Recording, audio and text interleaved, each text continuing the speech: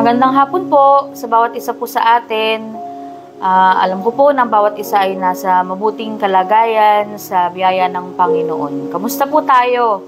Kakatapos po ng camp sa church po natin at alam ko po na iba't ibang testimony, iba't ibang magandang ginawa ng Panginoon ang ating nasaksihan sa bawat simbahan po natin. Noong mga nakaraang araw po, narinig po natin ang ilan lang sa magagandang ginawa ng Panginoon sa bawat outreach po dito po sa atin sa Rema. At napakaganda po ng camping po natin. Bumuhos po ang anointing, andun po ang pagkilos ng Panginoon at ako po ay magkikwento din po ng mga ilang karanasan ng mga ating kasamahan dito po sa ating simbahan, dito po sa lugar namin. Umpisahan ko po dun po sa isang naisama po namin sa lugar po ng Plaridel, Bulacan. May naisama po kami doon na isang kabataan na kung saan siya ay breadwinner ng family po nila dahil nawala na po ang kanyang tatay at siya na lang po ang nagtataguyod doon po sa pamilya niya. At alam niyo po, itong bata pong ito ay hindi na sana siya makakasama kasi kailangan niyang antayin yung pasahod nila, yung sahod niya. Kasi may pinaglalaanan, siguro po inaantay siya nung magulang niya, yung nanay niya at yung mga kapatid po niya. At ito po ay mararamdaman po rin sa bata na kung saan ay bigat na bigat po siya sa buhay niya. Kasi ang sabi nga po niya ay siya yung naging breadwinner simula nung nawala yung tatay niya. Sa madaling salita po, naghahanap siya ng kalinga, naghahanap siya ng yakap talaga sa Panginoon. At sabi po namin, ngayong darating na camp, magbigay ka ng tanong, magbaong ka ng tanong sa Panginoon. At mag-expect ka na hindi lang dahil sasagutin ng Panginoon yung tanong mo, kundi yayakapin ka ng Panginoon. Ngayon po, itong kabataan ay nakasama sa camp at alam niyo po, praise the Lord, nung una po, hindi niya maintindihan kung ano yung nangyayari doon po sa camp. Sumunod po na araw, tinanong po namin siya. Ang sabi po namin ay, nagsalita na ba ang Panginoon sa'yo? Nagsalita na ba ang Panginoon sa'yo? Siguro po, ang iniisip niya agad ay yung audible voice.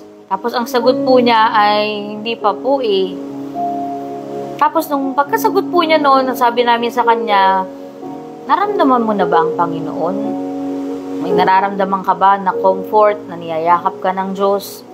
At noong lumabas po sa bibig namin yung word na comfort ng Panginoon, yung yakap ng Panginoon, nagsimula po siyang umiyak. Habang kausap po namin siya doon sa campsite. Iyak na po siya ng iyak at ang sabi niya, nararamdaman ko po yung yakap ng Panginoon. At ang sabi po niya ay isang pakiramdam na hindi ko po maipaliwanag, hindi ko po ma-explain. Siya po ay first time mag-camp. At praise the Lord po, nung after camp, nabibless po kami kasi after camp po, ilang araw lang after camp, I think 3 days or 2 to 3 days po ata yun after camp. Nag-chat po itong kabataan na to. At ang sabi po niya ay sinuko na niya sa Panginoon yung bisyo niya. Yung bisyo niya. Tinanong po namin kung ano yung bisyo niya. At ang sabi po niya ay yung vape. Sobra daw po siyang, sabihin na natin yung term na yung na-addict dun sa pag-vape. At nagulat kami, nag-chat po siya. Ang sabi po niya ay umiiyak daw po siya. Tinanong namin kung bakit. At ang sabi po niya, natukso daw po siya at nakagamit ulit siya ng vape. Ngayon, umiiyak daw po siya, nagsisi daw po siya sa Panginoon kasi naramdaman po niya na mali yung ginawa niya dahil sinuko na nga niya sa camp. At alam niyo po, ang sabi niya, Pastora, gusto ko pong isuko na po ito sa inyo, dadalhin ko po ito sa Sunday.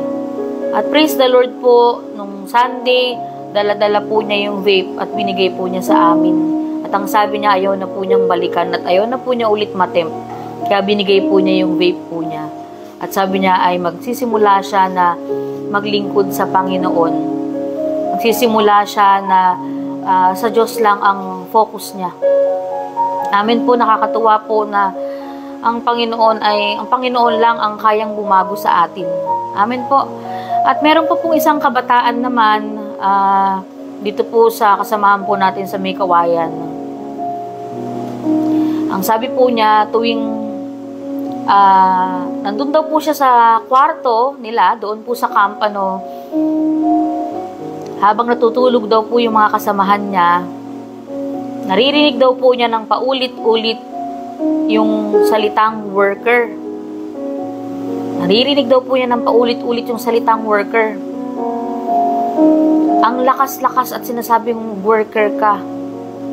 Kaya nung service daw po na nagtatawag ng kung sino ang mag-worker, ay agad siyang lumapit.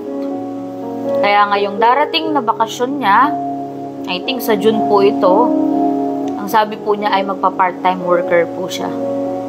Glory to God po. Kasi ang Diyos ay tumatawag at praise the Lord at nag-response po ang kabataan na ito. Ang una po ay pinipigilan daw niya, pero ang sabi niya ay hindi niya napigilan kasi ang lakas-lakas, paulit-ulit. Kahit nagsa-siesta doon sa camp, naririnig niya yung word na worker. Kaya hindi po siya dalawang isip na magpa-pray sa harapan, bagamat hindi pa siya mag-worker ngayon dahil may pasok pa sila sa kasalukuyan.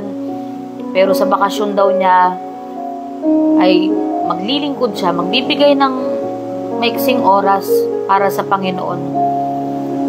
At bless na bless po siya doon sa camping, at sabi niya siya ay bubuhat na tutulong sa gawain doon po sa lugar ng May Kawayan.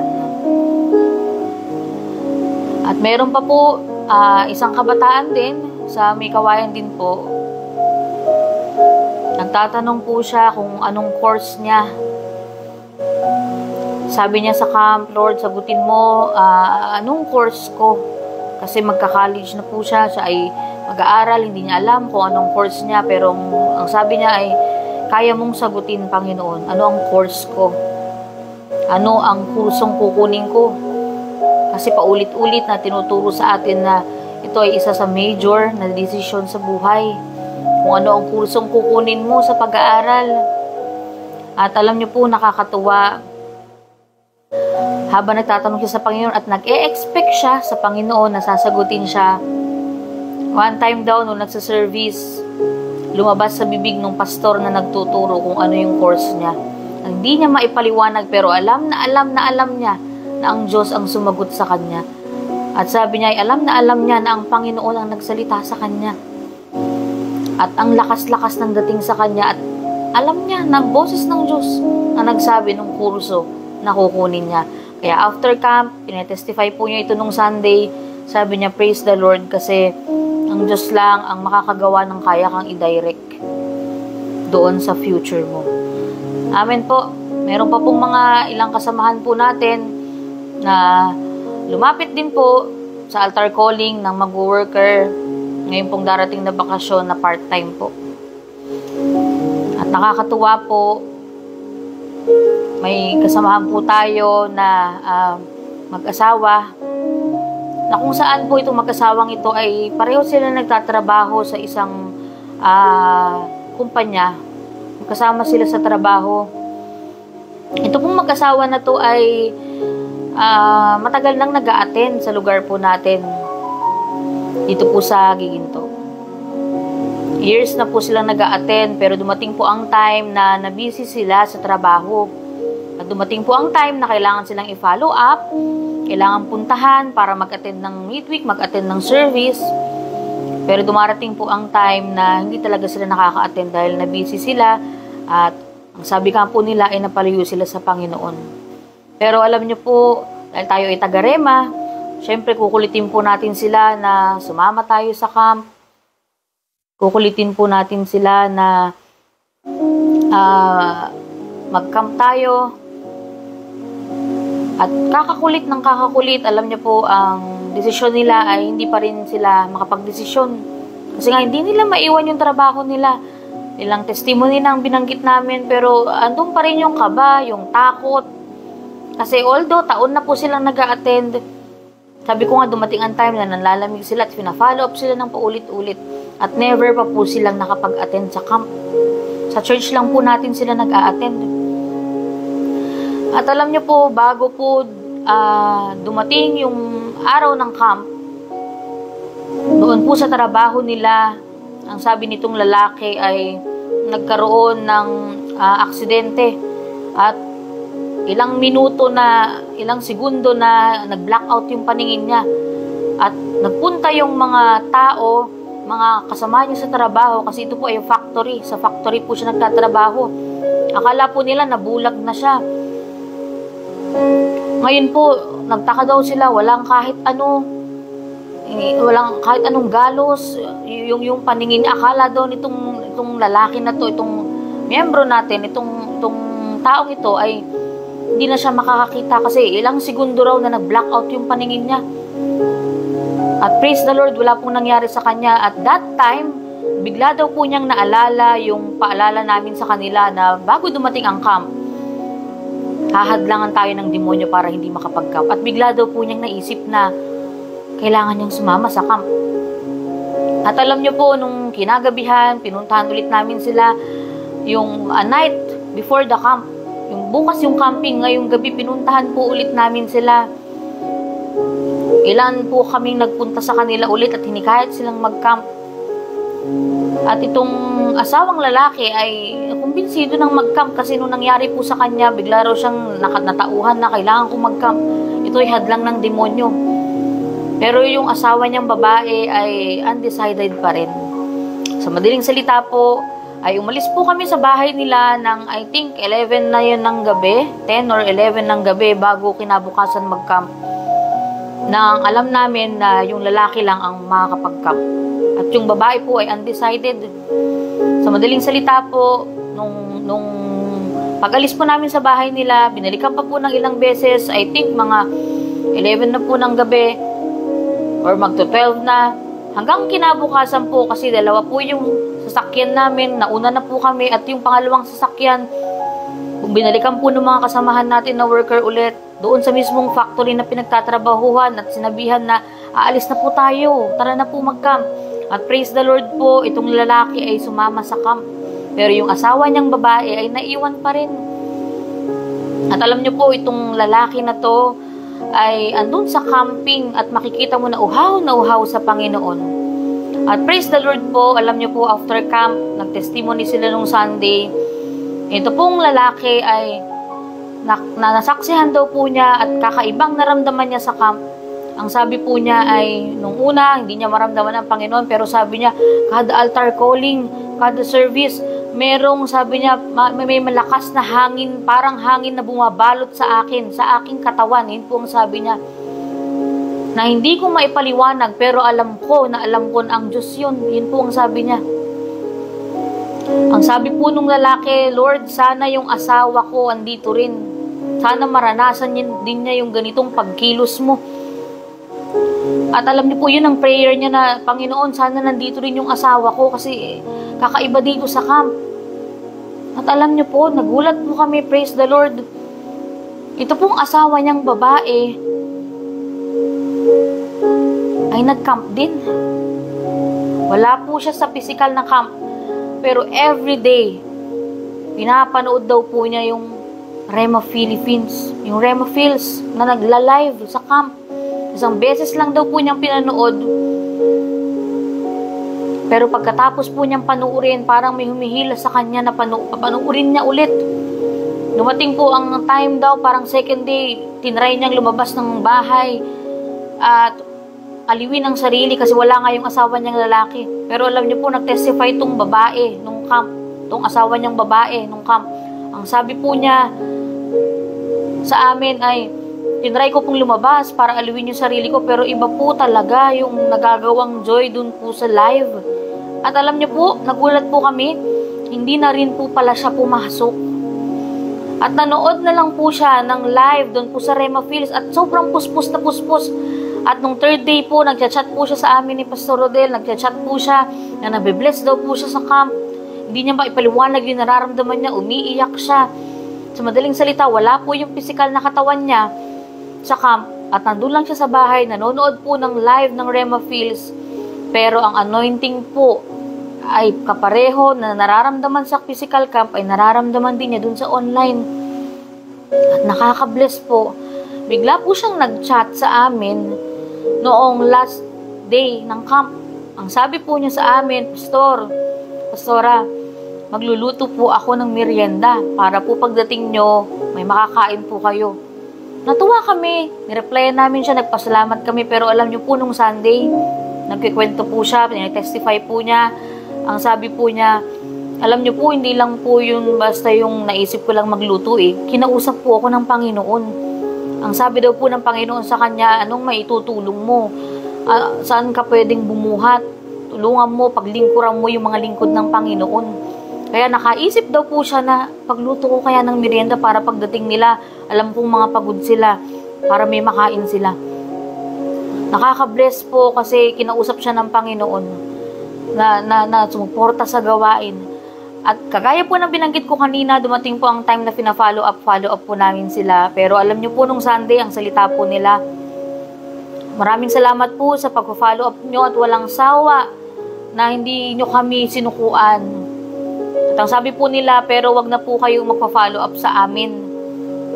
Kasi po, kami na po ang kusa na magpupunta sa church. Ibabalik po namin yung pagiging active namin sa church at susuporta po kami ngayon sa gawain. Makakaasa po kayo, nabubuhat po kami sa gawain. Nakaka-bless po itong mag-asawang ito at nung dating nga daw po nila galing camp, pagdating nung lalaki niyang asawa, nandun yung babae niyang asawa at sabi nung babae niyang asawa, ipag-pray mo nga ako. At pinag-pray daw po nung husband niya, yung wife niya, at nag-iyakan daw po sila, napupuspos daw po sila. At ramdam nila ang anointing. At todo pasalamat po sila na tayo po sa Rema ay nagtsatsaga po sa kanila. So praise the Lord po kasi ang sabi po nung babae, sa trabaho niya ay medyo mataas yung katungkulan niya at may time na hindi siya makapagpigil dun sa mga mali na ginagawa ng mga under niya. Pero alam niyo po ngayon, sabi niya nung Sunday, meron na po akong pagpipigil sa sarili. Iba po pala talagang nagagawa, sabi niya, ng meron kang Diyos. At nakaka-bless po kasi nag-i-invite na po sila, nag-share na po sila doon po sa pinagkatrabahoan po nila. At nagsabi nga nila, sa susunod mag-i-invite po ulit kami. Amen po. So, yun po ang mga ilan lang sa ginagawa ng Panginoon sa buhay po natin.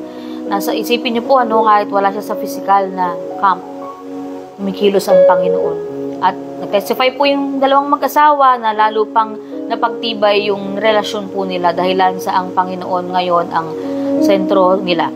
Pag nandun daw po sila sa trabaho nila at may distraction, nag-uusap daw po sila na gawayan ng demonyo, mag-pray tayo. Amen po, pinapalalim yung relasyon sa Panginoon. Amen po. So, yun lang po ang ilan sa maibabahagi ko po na testimony at alam ko po na napakarami pa po nating mga testimony sa bawat ibang simbahan po natin. Tayo po ay patuloy lang sa Panginoon. Gaya nga po ng isa sa binanggit sa atin ng ating mga pastor, pinag-aralan po natin nung camp ay mga bagay na kailangan nating ayusin ay yung relasyon natin sa Panginoon at yung relasyon po natin sa simbahan po natin kinakabilangan. Kasi ulitin ko po, ang sabi niya, magmula noon ay nangaral si Jesus at sabi niya, pagsisihan niyo talikdan ng inyong kasalanan sapagkat malapit nang maghari ang Diyos. Magpatuloy po tayo sa Panginoon, malapit nang dumating ang Panginoon, malapit nang masugot ang ating mga pinapanalangin, ang breakthrough. Amen po, panatilihin natin yung pagiging masiyahin. Kaya nga sabi sa atin ng camp, diba, hindi dapat tayong malungkutin. So masiyahin po tayo habang nag-aantay dun sa Panginoon. Amen po. So yun lamang po, tayo po ay manalangin. Ama, sa pangalan ni Jesus, salamat o Diyos sa magagandang ginagawa mo. Patuloy Panginoon na ikaw ang pumagitna sa bawat isa sa amin, sa bawat ministry namin, sa bawat personal na buhay namin. Ina-acknowledge ka namin, wala kami magagawa Panginoon kung hiwalay sa iyo. Ikaw ang aming kalakasan Panginoon. Panatilihin mo sa amin ang joy Panginoon sa paglilingkod. Salamat o Diyos sa mga ginawa mo, sa ginagawa mo at sa mga gagawin mo pa sa buhay ng bawat isa Panginoon. Pagpalain mo bawat nakikinig. Kaya mo, Panginoon, manatili kami sa presensya mo, Panginoon. Salamat, O God, Sa pangalan ni Jesus, Amen. So muli po, isang mapagpalang hapon po sa bawat isa. God bless po.